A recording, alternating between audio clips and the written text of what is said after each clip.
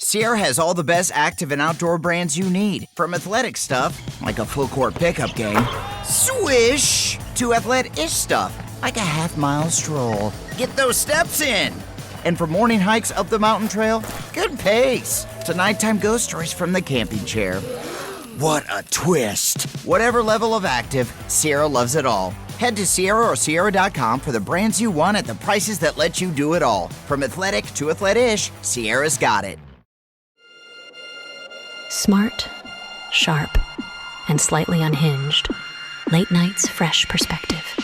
The Last Show with David Cooper.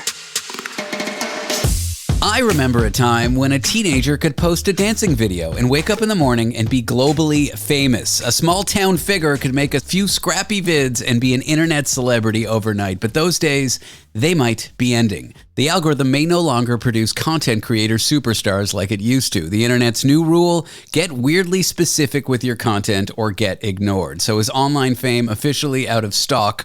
That is the great question we are going to answer here with Sydney Bradley and Dan Waitley, both reporters at Business Insider. Dan, welcome to the program.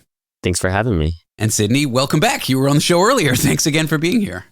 Thanks again for having me. So, like these huge creators like Mr. Beast, what enabled them to become so popular in the first place before we get into what might be changing? So, folks like Mr. Beast, Charli D'Amelio, Kabi Lame, they rose to fame on social media at this moment when algorithms were really putting a few big creators on everyone's feeds. And it helped create this new generation of basically superstars. And that's no longer true. What did the algorithm do to enable them to become so popular in the first place? Like, how were they discovered, so to speak? Initially, the TikTok For You page was basically like a talent show. So everyone would log on and they would see a feed of videos. And if you were lucky enough to get showcased there, you could become super famous. But there were just a lot fewer creators on the app who were prominent. And what shifted more recently is everyone's For You pages, their feeds are a lot more personalized. So the videos you see are tailored to your interests. If you are interested in knitting content, you see people knitting. If you love basketball, you see people shooting hoops. So it's really changed the sort of types of content that people see and the content bubbles that we're all in. Does this mean we're not going to see these kind of like general superstars like we used to see coming up, I don't know, 5, 6, 7 years ago? Stars are going to look a little different. So maybe it'll be someone in a certain niche being the person to follow if you want to watch knitting content, or the person who is one of the biggest fashion influencers.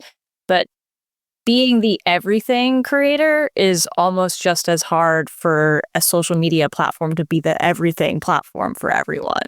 There's so many things happening. There's so many ads that need to be placed. There's so many people now on these platforms that being the star is a lot more difficult than being a star.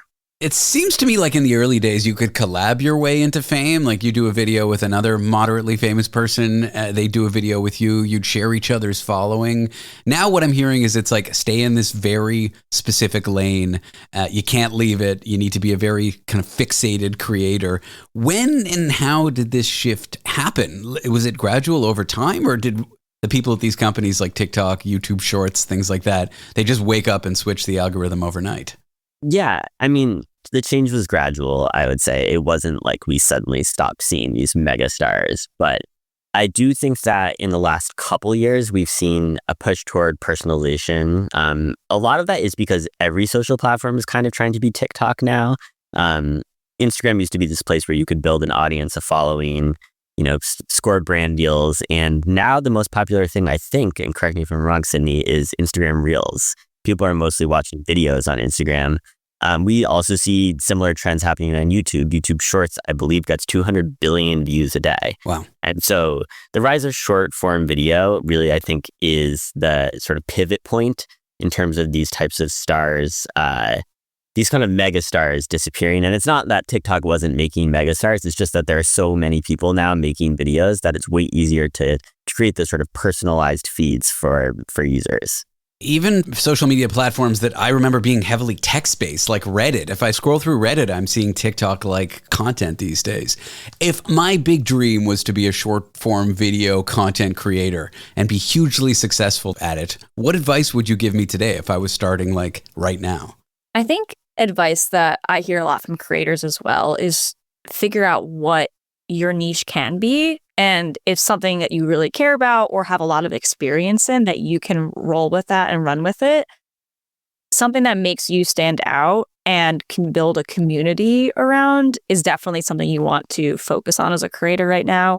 Community building and community tools that help you also monetize that community are a big part of the creator economy now. That's why we've seen Substack have this moment as well of being able to make a group chat with your newsletter, find different ways to reach your audience outside of the massive algorithms of sort of playing that slot machine of hoping you reach someone. It's you have more ownership, you have the community. Are we seeing like top content creators that exist today being basically locked into where they are? Like a sort of digital aristocracy? Like they were there in the beginning. The algorithm promoted them when the algorithm wasn't quite this way. They're now the top 1% and other people can't break into it. Like in some sense, is there no class mobility in online creators these days? Yeah, we are seeing the top 1% stay the top 1%. The top 10 most subscribed to YouTubers this year are the same as that list last year. And on TikTok, we're also seeing not a lot of mobility in terms of the top folks who are followed on that app. And so, yeah, if you made it big early, like you're set. And a lot of those creators are acting more like traditional celebrities now. They're launching brands. They're like starring in TV shows. Like, yeah, I saw they're on SNL. Like they're acting like regular actors. They're basically celebrities in the same way that a Hollywood talent would be considered a celebrity. So yeah, they're set. Will there be no room for some like banjo player in Idaho who makes funny videos to be as popular as Mr. Beast anymore? Surely some will get elevated from nothing. Or is the algorithm just so hard-lined and not promoting that kind of stuff generally that we just will not see it anymore? I like to think that there will still be opportunity for those creators with a lot of creativity to break through. Maybe the gold rush moment of being able to get famous really quick, really rapidly, and really big, and then make a lot of money is harder. But I also think in this era of AI content and AI slop, there is a big hunger for really good content that is creative and feels human. So hopefully there's a good moment for that. If you're able to enter this marketplace right now of not so great content and you come in with something amazing, I think that alone will still break through. I'm not sure I touched upon this, and I do want to know, why has this happened? Has the company said why they've tweaked their algorithms to feature more specific content rather than general content? I think the ultimate goal is to keep us watching videos. And if the videos feel personalized or they're directly tied to what we care about, we're going to stay on the app longer. I think it's as simple as that. Yeah, I think it's more sticky. If you can rabbit hole down something, you are going to come back for more. My TikTok feed is extremely personalized to the things that I want to see. And sometimes the things that I don't want to see, but continue to click on anyway. Is this shift good for creativity? Like, my hope is that these platforms would show deeply creative content. Is that something you envision happening in this new model, or is kind of creativity on these platforms dead?